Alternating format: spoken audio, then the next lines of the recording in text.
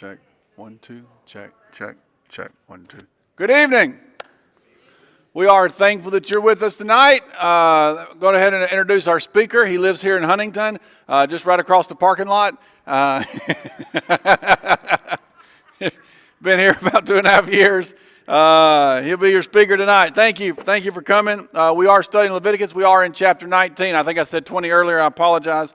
We are in chapter 19. Starting about verse 26, we'll do a couple things before we get to that, and that's what we're going to be studying tonight. Before we get started, I forgot to ask anybody if they would lead prayer. Don Orr, would you lead us in prayer tonight? Would you get the microphone so that you can lead us in prayer? Thank you, sir. Before we have our prayers, anybody have anybody that we want to remember tonight? Obviously, the Smith family. The funeral is Saturday. We want to remember the Smith family. Who else?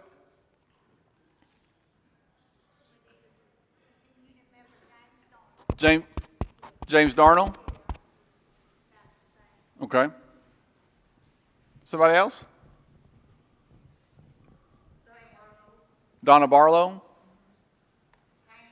Pam. Yes, Pam's in the. Somebody else? Yes, Felicia's dad, Mr. Mann. Mr. Mann, I like that. Mr. Mann.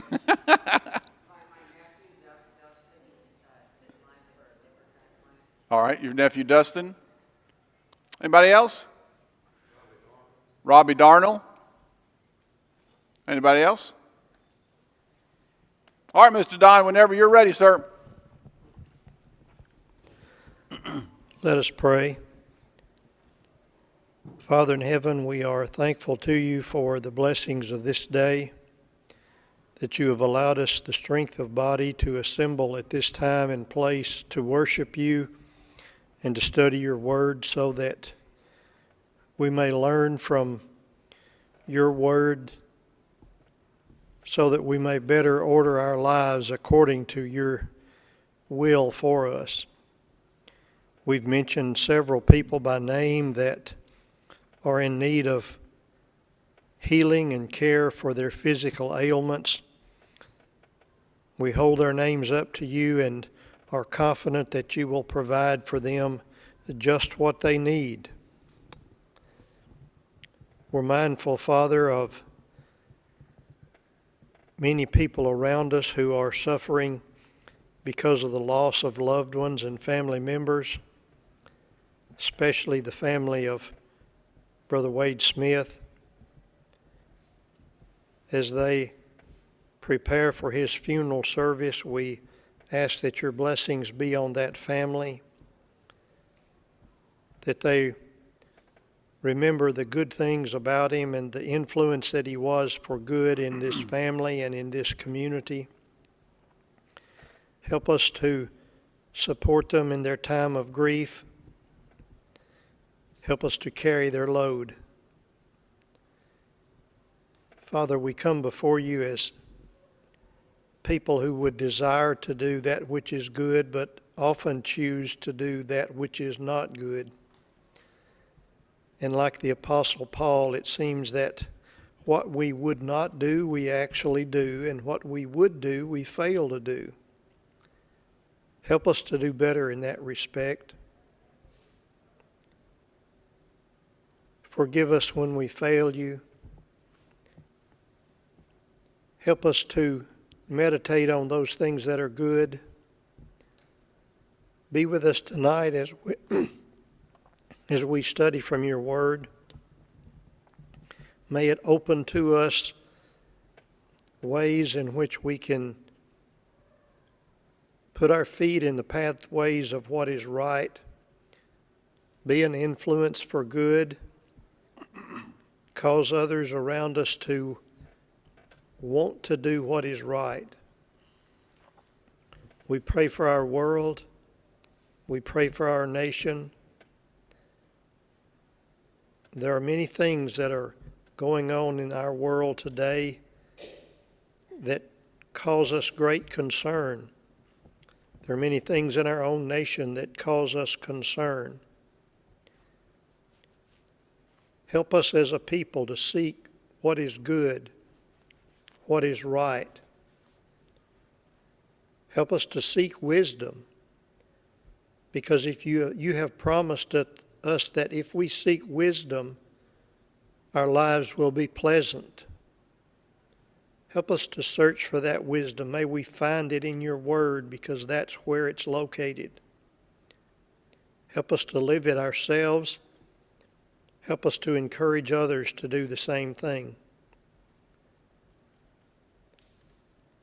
As we continue tonight, Father, help us to rest our heads on our pillows. Help us to rest peaceably, that when the sun rises in the morning, that we may see a new day, a day that is full of opportunities and choices that we must make. Help us to make good choices, to seek out opportunities. Watch over us, protect us, and forgive us. In Christ's name, amen. Amen. All right, so 18, 19, and 20 are kind of together. And 18 and 19 really tells a lot of things that are wrong. 20 is going to tell us kind of the punishments for some of those things. Lord willing, we're going to move out of 19 into 20 today. Before we get started, thank you for letting me be gone last week. I heard you had a great Wednesday night. I was at Crossville last week, and so good to be back with you tonight and working on this. A couple questions from not last week, but the week before. My wife asked me, we were talking about the guy who is sleeping with the slave, and she asked me how I knew he was married. And so that's back up just a couple verses from 26, 22, 23, somewhere around there, I think is where it is. The reason I think that he is married is because they are specifying that he's not to be killed and she's not to be killed. And the penalty for adultery, we're going to see in chapter 20, is death. And so they will kill you if you commit adultery. And so I think that's why he's married here in chapter 19, is because they're specifying he's not to be killed, she's not to be killed. And they would have been killed in a regular adulterous situation. So that's one thing I wanted to deal with. That's why I think that I may have not made that clear. Kirsten asked on that same question, Kirsten asked about concubines. And if I knew this, I had forgotten this. And so maybe you have as well. Concubines were wives. There were wives, and those wives would be people such as maybe the princess of Egypt or the daughter of the king of Babylon or whoever. They would marry those people, and those would have a social status, we might say, of wife. Whereas if Solomon were to marry a commoner or even a slave, you could marry a slave as well, and that may be part of what we were talking about in that. Those would have a lower social standard, and they would be wives, but they would be considered concubines because of their lower status. And so Solomon had 300 wives and 700 concubines, or I got that backwards, I think it's 300 wives and 700 concubines. All those were wives. I think I read that and I go, well, what are these 700 women? Well, they are wives. They're just of a different standard or social status, I should say, than quote-unquote wives. So the wives are going to be the higher standard versus the concubines. So hopefully that answers that question, deals with that. And Mr. Bobby asked a question about being cut off. What does it mean to be cut off? I don't know that I have a great answer for you that, because it depends on context. And so as you go through and you study this and you see things about them being cut off, sometimes that can mean that they are cut off from their community. Sometimes that means that they're cut off in the sense that they're executed for what they're done. Sometimes God does that. Sometimes He expects His people to do that. Sometimes God does that in roundabout ways in the sense of making them childless. And so I don't have a great answer about cut off except for context. You have to go back to context and see what is God talking about in that context of why He said cut off. What does that mean? So I believe those were the questions that I had from last week. Hopefully those are the answers that God will be pleased with. So in our text, we are in 19:26, Leviticus 19 and 26. We just finished up the fruit trees and how long you have before you can have your fruit trees. And verse 26 we get into. And again, I think, let me say this at the beginning of this because we're going to get into this in just a minute. I don't believe that you and I are bound by the old covenant. I don't believe this is what we go by and how to live and how to worship and do those things. I believe we're bound by the New Testament. Now, the principles that we look at can teach us some things. The principles that we look at, some might be renewed in the New Testament. For instance, the Old Testament would teach us not to murder. The New Testament would teach us not to murder. And so there's some things like that. But we're not bound to obey in the sense of I've got to live my life according to the Old Testament or worship according to the Old Testament. That will come in handy here in just a few minutes. 26. You shall not eat anything with the blood, nor practice divination or soothsaying. So what I think is going on here is they're coming into this land of Canaan, and the land of Canaan has a lot of terrible, horrible things going on in it, okay? In fact, we've talked about already how that God talked about how the land vomited those people out, spewed those people out, and he's saying, listen, if you commit some of the same things that they commit, it'll spew you out as well. And so I think we're entering into what I might refer to as an idolatry section, where a lot of the things that we're going to talk about in the next few verses deal with idolatry. And so one of those things in idolatry would be the idea of drinking blood as you worship, okay? And so that's what I think he's talking about here in verse 26. You shall not eat anything with the blood. You're to drain that blood. Again, one example may be the Mayans or Aztecs, I can't remember which one it was. They would drink, for example, they would kill a jaguar and drink the jaguar's blood.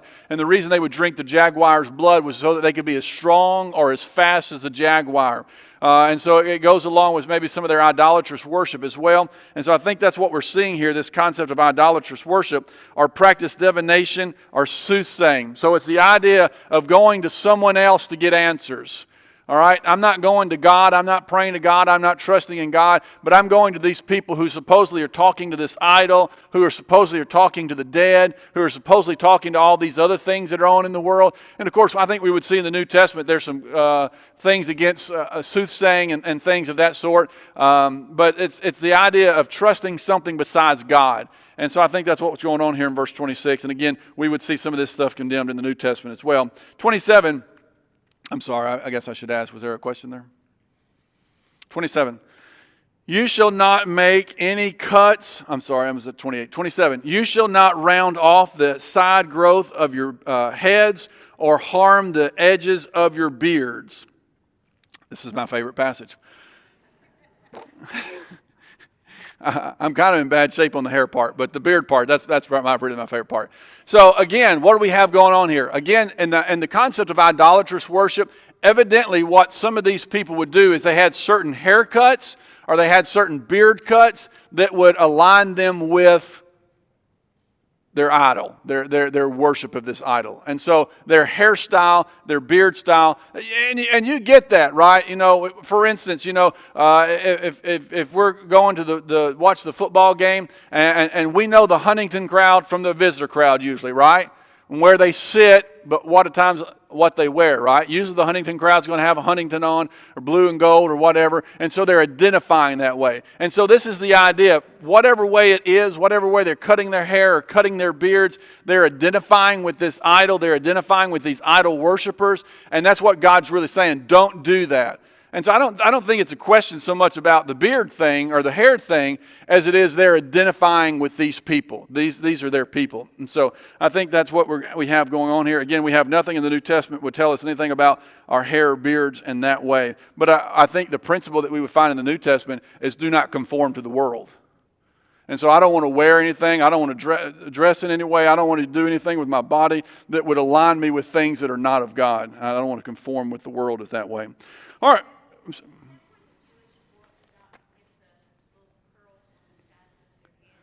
It may very well be why most of them are bearded, most of them have those curls. It may very well be with some of this. There may be some rabbinical tradition in that. I don't know, but that's very possible. That's where they get that.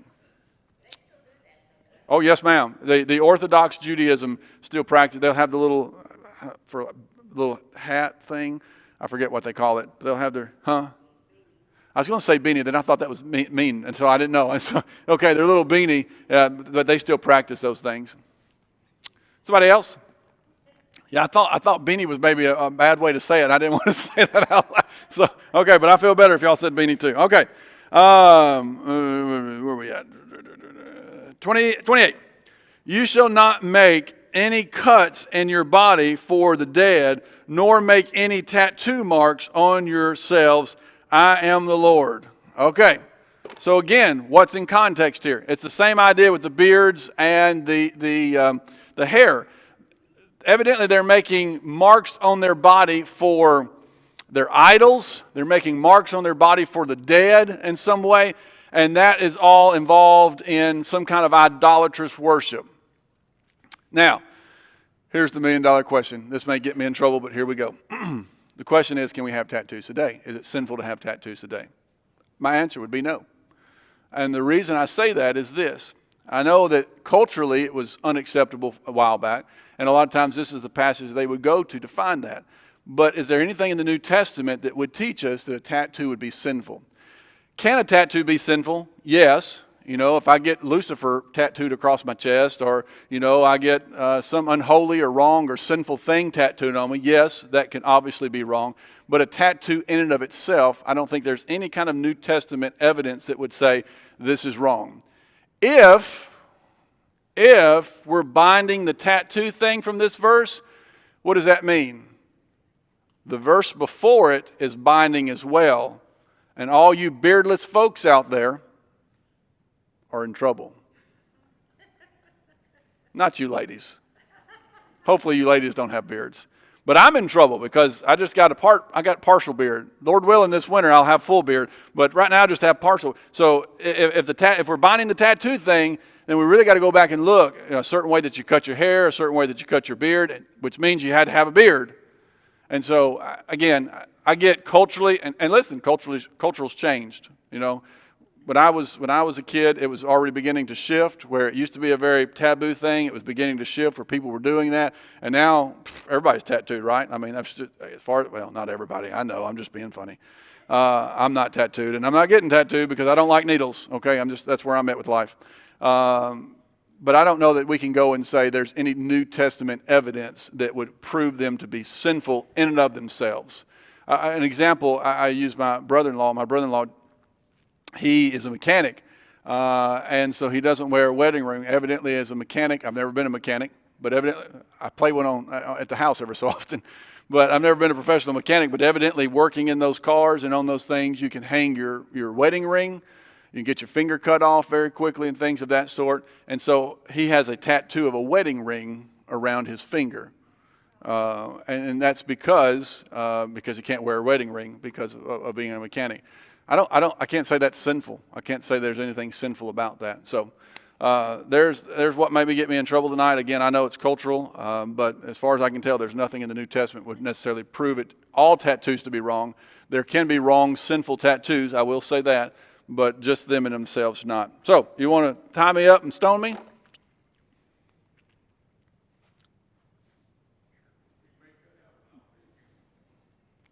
The elder said sure. No, seriously, any questions or comments? That's kind of where I'm at with it. Like I said, if we're going to say it's a sin, then all you guys that don't have your beards on, you're in trouble. Okay, we'll move on then. Let's see, that was 28. 29. Do not profane your daughter by making her a harlot, so that the land will not fall into harlotry and the land become full of lewdness. To me, one of the saddest verses I read in this chapter is this verse right here. Evidently, it was a common practice for parents to sell their daughters into prostitution or harlotry. And that was what was going on in Canaan. That is a practice that has gone on for a very long time. Probably still goes on in some instances today. But from my understanding of reading about the city of Corinth during the New Testament times, the temple of Aphrodite employed 1,000 temple prostitutes. 1,000. Who rendered sacred worship unto their deity. From my understanding of this, it was common in these pagan cultures to consider those women worshiping and holy women because of this act they were performing. And so God's saying, don't do that to your daughters. What a terrible, horrible thing that would be. But again, in that culture, they seemed to think that was a good, acceptable thing. God's saying, not my people. My people don't do that. Questions or comments there? Verse 30. You shall keep my Sabbaths. Again, if we're binding things, we have Sabbath here. You shall keep my Sabbath and revere my sanctuary. I am the Lord. So again, Sabbath being the idea of sundown Friday to sundown Saturday. In the New Testament, we're not to keep that. We're told to remember the first day of the week. We move on. It says, verse 32, you shall rise up before the gray-headed and honor the aged, and you shall revere your God. I am the Lord. So again, he keeps emphasizing this. Why do we do this? Because I'm God. I can tell you to do this. And we've moved kind of from the idolatrous practices into how we deal with people. okay? And especially people outside of the norm or the able to take care of themselves. We're going to kind of look at some fringe folks. Don, do you have something? Oh, I'm sorry. I skipped 31. Do not turn to mediums or spiritualists. Do not seek them out to be defiled by them. I am the Lord your God. So again, it goes back to, I apologize, I missed that one. It goes back to what we talked about at the beginning of this idolatrous stuff. We talked about how we don't turn to spiritualists, to mediums, to some of you may have wizards, diviners, soothsayers. There's a lot of different words they use there. But again, the idea is I am trusting something besides God. And so in that essence, I am making something God above the true God. And so really it's the idea again of idolatry. Yes, sir? Don't you think they were seeking wisdom from some source other than man that caused them to do that? Even in that pagan culture, they knew there was an answer that they didn't have to life, and they were seeking it.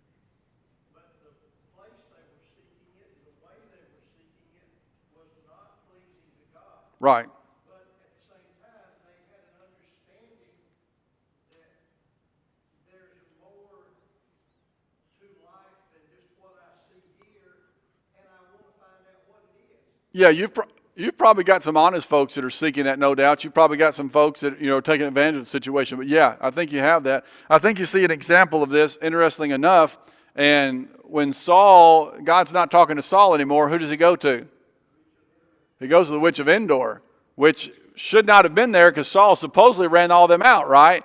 And so she thought it was a trap that Saul was going to get her. But he goes and supposedly she conjures up Samuel, right? I think God's probably behind that and uses that situation. But this goes back to that idea. Again, in the New Testament, I think there's some principles that we would be violating in some of this. We see it with people today. They'll go to the tarot card readings. I remember as a kid late at night, Miss Cleo. Y'all remember Miss Cleo come on TV? Call me now. She'd read your fortune, right? You have all these tarot cards. You see people out there that are palm readers. You see it in the newspaper, their horoscope, right? I mean, people trust in their horoscope. I read something the other day that said that when the horoscope was made, we are so off of what it is, the horoscope couldn't even be right from when they made it. And it can't be right at all because it's not of God. And so there's a lot of people still practicing or using all these kind of different things. And again, it's idol worship, really. Anybody else? I think that people then didn't have a real good concept of what happened after you die. And they would try to conjure up spirits, maybe to talk to their ancestors and things, because a clear picture of heaven and hell even wasn't, they didn't have that. They didn't have that to the New Testament. Right. Yeah, I don't think that. With God in heaven. Right. And you see, you're right, I don't think there's a clear picture in the Old Testament. But you see multiple cultures who kind of do that. They're talking to want to talk to their ancestors and things of that sort. It's a big African thing, it seems like to me, to talk to their previous ancestors. Anyway, that's the idolatrous section. Anybody else on that? I didn't skip any other verses, did I? Okay, so now we're looking kind of at the marginalized or the fringe. And then so what he says here, you shall rise up before the gray-headed and honor the aged, and you shall revere your God. I am the Lord. So why are they doing it? Because God says, I'm God, and I can tell you that. And what are they to do? It might be easy for a young buck, 20-year-old boy, right, to come in here, and this 70, 80-year-old man, beat him down, take his stuff and do that. And God's saying, oh, no, we don't do that. That's not how we treat things. We're to honor the gray-headed man. It's taken him a long time to get there. It's taken him a long time to get those gray hairs. And so we're to respect him. We're to honor him. We're not just to use brute force and take what we want from him, but we are to honor him. We are to listen to him. What's our culture done? Our culture is the very reverse of that, isn't it? Think about how much we honor older people. Not very much anymore, do we? What do we want to be? Young, right? All the magazines, all the television, all that kind of stuff, we want young. How to look more youthful, how to look more this, right? Youth is the thing. That's the end thing. And God says, you listen, you respect and you honor your elders. That's something we would see in the New Testament taught as well, the concept of respecting our elders. He goes on and says, where a stranger resides with you in your land, you shall not do him wrong. It might be easy for the guy who comes in, who comes into town, nobody knows, to take advantage of him. God says, you don't do that. You don't take advantage of the guy who comes into your town. He goes on and says, the stranger who resides with you shall be to you as the native among you, and you shall love him as yourself, for you were aliens in the land of Egypt. I am the Lord your God. Why, God? Why do we honor those people? Because you know how it was, or you should have known how it was when you were in Egypt, and how they mistreated you. And so you treat people right. Again, a New Testament principle we would see, right? Love thy neighbor as thyself. And so we don't get to define who my neighbor is. My neighbor is all those folks around me. And so I need to help him and not mistreat him. Verse 35, you shall do no wrong in judgment and measurement of weight or capacity.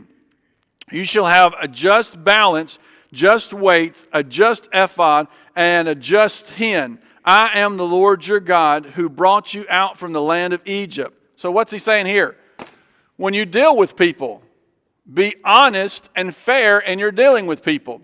What a common thing they would do is they would have two measurements. Okay, so they would have the pound, and those pounds would be different weights. Okay, and so when they're buying, they would use one weight, and when they were selling, they would use the other weight. Why? So they can buy cheap and sell high. And what's that doing? It's taking advantage of people. Or maybe they would have two measures, okay? We're talking about a dry grain there with the weights. Maybe it's a liquid measure, okay? He deals with both of those. Maybe it's a liquid measure, and I've got one that's a little over a gallon, and I've got one that's a little under a gallon. And so I buy with one, the little under, right? And I sell with the other. I buy with the one, and I sell with the other. And again, the idea is I'm cheating people. And that isn't loving your neighbor as yourself.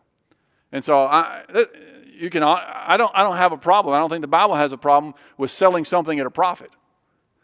But it's the taking advantage of someone that God has. And so we've seen several examples. The older man, or the older person, the foreigner, or someone that you're doing business with, don't take advantage of those people. And then we close here and with this verse, you shall thus observe all my statutes and all my ordinances and do them. I am the Lord. Questions or comments up through here? You think 33 and 34 is because God has mercy on the Gentiles? Like wants them to be able to be a part of Israel, join in?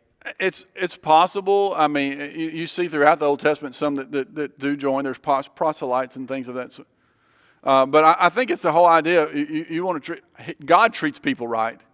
He treats people fair. He wants his people to be that kind of people. It's almost, and we'll talk maybe more about this Sunday a little bit, but if I know God, I ought to act like I know God. And I think that's what he's saying to these people. I'm fair and just and right. You're my people. You need to be fair, just, and right with others as well. And even the marginalized, who it's easy to take advantage of. Anybody else? Question or comment here? All right, if you got your paperwork, let's answer a couple of these. I believe I'm on page 24, number 3. 24, number 3. What was the holiness that Jehovah commanded of the Israelites in daily conduct? Chapter 19. Letter A, honor and respect one's parents. We're going to see that as we get into chapter 20 as well. Honor and respect one's parents. Number 2, revere God by observing the Sabbaths or the holy occasions, verse 3. Letter C, be concerned about the poor. We see that in 9 and 10. We've just read about it as well. How did the nation of Israel care for and provide for her poor? What did they do? How did they take care of the poor? Letter A, they left the edge of the field. They left the edge of the field. So when you're harvesting, you come through, you're to leave the edge of that field so that someone who's without, someone that's poor, can come in, glean from that, reap from that. Letter B, you're to leave the gleanings of the orchard on the ground. So you go in, you pick any apple tree, peach tree, whatever you got over there, stuff that's fallen, you just let it sit. Let somebody that is poor come in and get that. And they're not allowed to pick that I know of, but they are allowed to take the gleanings there. Flip the page over to page 25, letter D. Be honest with God and all men. Note the examples cited in the law. Verse 11, we're to be honest with our fellow man, letter A, our fellow man. Letter B, from verse 13, we are to be honest with our hired servant. We owe him money, let's pay him. Letter C, and this is from verse 15, we are to be honest in a court of law. Now, we're to be honest all the time, but here's just examples that he gives us about being honest. And then just what we looked at a while ago, verses 35 through 36, letter D, we're to be honest with a customer in business. So someone that would come in and come into our business, we're to be honest with them, a customer in business. Another thing that we would learn, we a lot of times we don't think about grace and mercy in the Old Testament. Leviticus 19 seems to have a lot of that. Letter F, be kind to the less fortunate. Again, something that I think the New Testament would teach us. Letter F, from verse 16, we're to guard our tongue. Letter G, love your neighbor as yourself, verse 18. Note some ways in the law that one could show love for his neighbor. Letter A, refraining from hatred, verse 17. When we think about the Old Testament, we don't think about that. But when Jesus says, love the Lord thy God with all thy heart, soul, mind, and strength, that's Deuteronomy. And the second is love thy neighbor as thyself. Where does he pull that from? Leviticus 19, where we are tonight. A second way that we can love our neighbor, letter B, refrain from revenge, verse 18. Here I go, I got an opportunity. And again, that's something we'd read about in Romans chapter 12, right? Vengeance is mine, declares the Lord. I will repay. And so we're not to take revenge. It could be something that's very tempting, but we're not called to do that. And letter C, remember the stranger in the land. And we just looked at those passages. Don't go, I don't want to deal with that guy. He's not from around here. I don't know him. And we can do that very quickly sometimes. We can reject those that are new, and we shouldn't do that as God's people. Why? God's people were once in a foreign country and were mistreated. He doesn't want his people to do that to others. Roman numeral 2 here. No, let's stop. Let's stop there. All right, let's get back to our text. All right, chapter 20. Chapter 20. Then the Lord spoke to Moses saying, so again, what have we seen time and time again? God coming and speaking. This is kind of, if you will, the conclusion, the wrap-up, if you will, of 18 and 19. We're passing out penalties. What are we going to see in this chapter? Sin must be punished. God is going to punish sin. He's going to tell them how to do that. All right, and so we're going to see the punishment that God's going to pass out in these. Verse 2, you shall also say to the sons of Israel, any man from the sons of Israel or from the aliens sojourning in Israel who gives any of his offspring to Molech shall surely be put to death. The people of the land shall stone him with stones. So the common way that the Jews would kill folks, which is interesting, is stoning. Why is that interesting? How'd they kill Jesus? Crucifixion. It wasn't the Romans that killed Jesus. It wasn't the Jews that killed Jesus, it was the Romans that killed Jesus.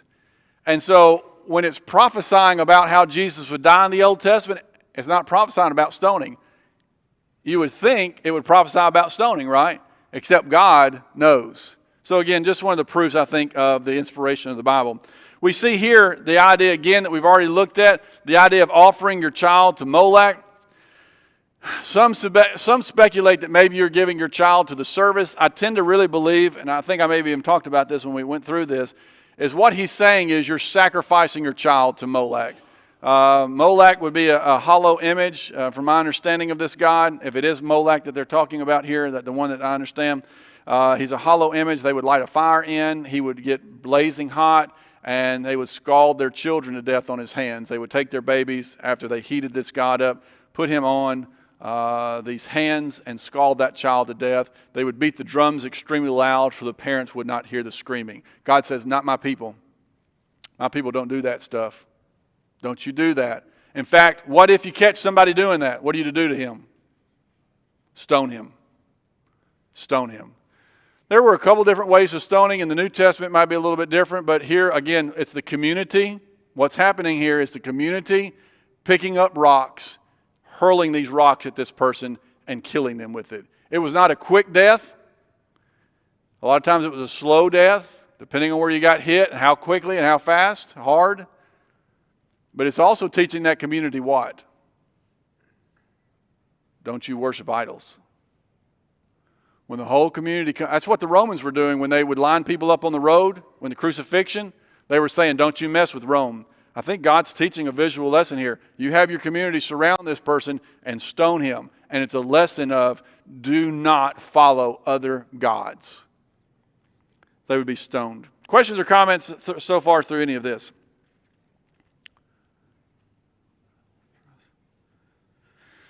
That brings us to 3. I will also set my face against that man and will cut him off. So this is what Mr. Bobby was talking about. What exactly does cut off mean? Again, there's multiple things it could be. Cut off him from among his people, because he has given some of his offspring to Molech, so as to defile my sanctuary and to profane my holy name. There's an interesting lesson here.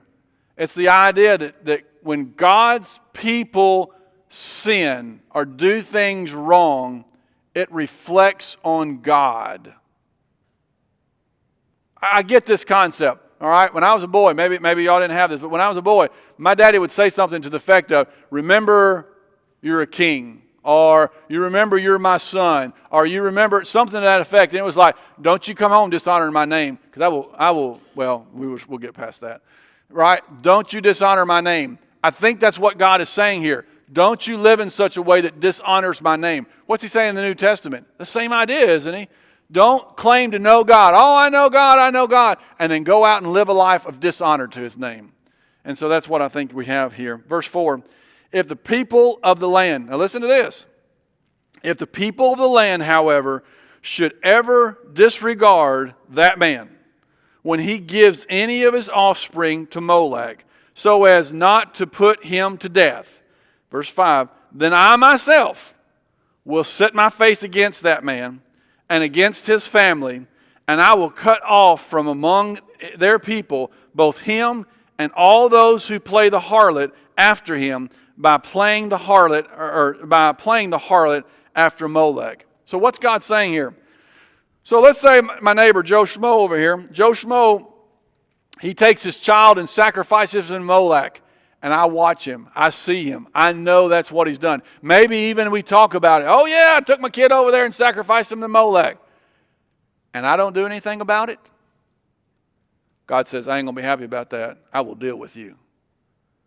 So not only is it wrong to go and to do that here in this context, to go and sacrifice your child to Molech, but it was a wrong to not deal with it in the community. The community have an obligation to say, you can't do that. Because you've done that, we will have to, capital punishment, we will have to enforce God's law. God says, if you don't do that, I'll deal with you as well. So, wow, right? Wow. God was serious. And again, why? Because if this guy does it, he sees he gets away with it, what's the next guy going to do? He's going to get away with it. And the next guy's going to, and all these people are getting away with it. Well, I can get away with it too. And the land flows into that. But everybody sees that man did it, and we stoned him. Maybe we ought to not do that, right? It's the idea when you have children, right? When you have multiple children, and they see one of the children get in trouble for something, it ought to be what? We better not do that. And I think that's what we have here. I think God is saying, listen, I don't want you people in idolatry. It's going to destroy you. You see him, you stone him. If you don't, I'll deal with you. Questions or comments through this? Verse 6, we come back to this idea of these mediums. As for the person who trusts in mediums and to spiritualists to play the harlot after them, I will also set my face against that person and will cut him off from among his people. So it looks like God here is the one that will deal with these spiritualists, these mediums. Verse 7, you shall consecrate yourselves therefore and be holy, for I am the Lord your God. What's the implication? This stuff's not holy.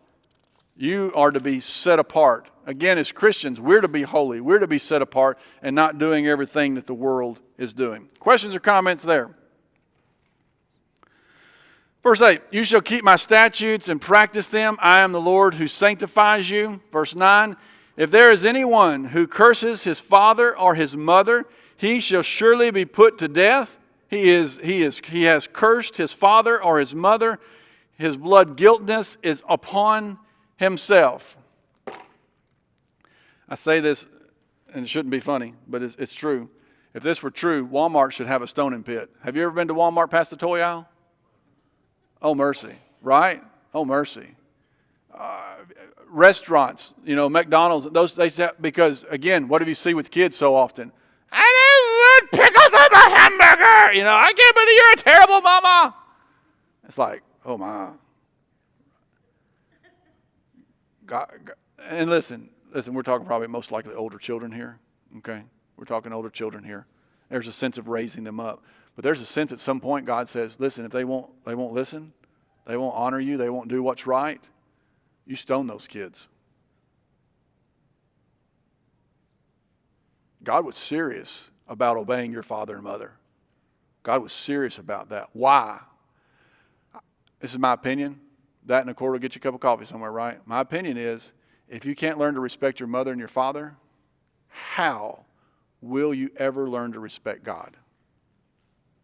He is the ultimate heavenly Father. And so I think God is very serious. Listen, this is something He would teach us in the New Testament as well. We're to honor our fathers and mothers. How would our world change dramatically if some of the Old Testament laws were being enforced today? I'm not calling for that. I'm not asking for that. But I'm saying that God is serious. One of the reasons that cultures break down, okay, I think it's well documented. You look at the Roman culture, one of the reasons that culture breaks down is the family is destroyed. Fathers are not being fathers, mothers are not being mothers, children are not being children, marriage is not held in honor. The family unit breaks down, a society will break down.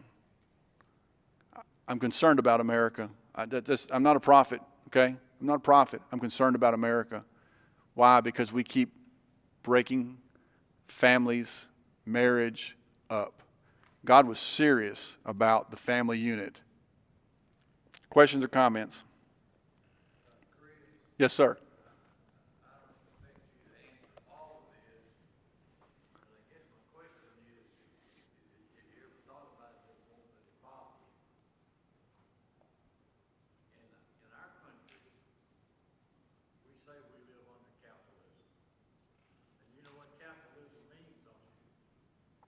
We have a free economy, is what you're asking? If I've got a lot of money and you don't have any, I try to get yours. And that's not what Jesus said. And I'm not going to just dwell on this, but I've observed this all my life due to my profession.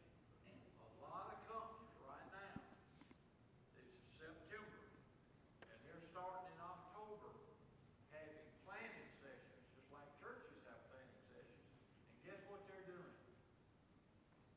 They're trying to come up with ways that they can get their earnings up, which means getting money out of your pocket and putting more in their pocket.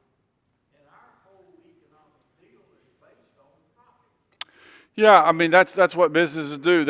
Greed is something the Bible would condemn, wholeheartedly. And this, did you hear what he said about those people that die? Their blood guiltness is on themselves. What do you think that means? They're responsible for themselves. The culture is do not murder, right? Do not kill people. Do not murder. When you stone these people, you're not murdering them. You're carrying out the law of God. Their guilt is what's caused them to be in this position. Their blood guiltness is on themselves. I got about 2 minutes. Anybody got anything else? All right, let's move on here. Okay, yeah, verse 10. I forgot the rest of this chapter really deals like with 18 that we've already talked about, but here we go again. Here we go. If there's a man who commits adultery with another man's wife, one who commits adultery with his friend's wife, the adultery and the adulterer and the adulteress shall surely be put to death. So again, how our world might change if adultery was stonable. What's it teaching? It's teaching the sanctity of marriage. Again, this idea. Verse 11, if there is a man who lies with his father's wife, he has uncovered his father's nakedness. Both of them shall surely be put to death. Their blood guiltness is upon themselves. So again, we go back to 18 where we talked about all these incestuous relationships. And now in chapter 20, we're beginning to deal with some of the punishments that come from that. What we're talking about in this context is a stepmother. Okay, and we know that because he's referring to it as his father's wife. Not his mother, his father's wife. And that's why we think it's a stepmother here. And the idea is when you're married, the Bible teaches very plainly that two become one. There's a lot of different ways that two become one, but one of those is in a sexual way. And when you have sex with your father's wife, your stepmother, you're really, in essence, uncovering his nakedness. Why? Because the two have become one. And so what God is saying here, you're going to stone that person. You're going to kill that person. All right, that's a good place to stop. Adultery and stoning. So let's stop there. Lord willing, we'll be back together next week and cover some more. Thank you for being here tonight.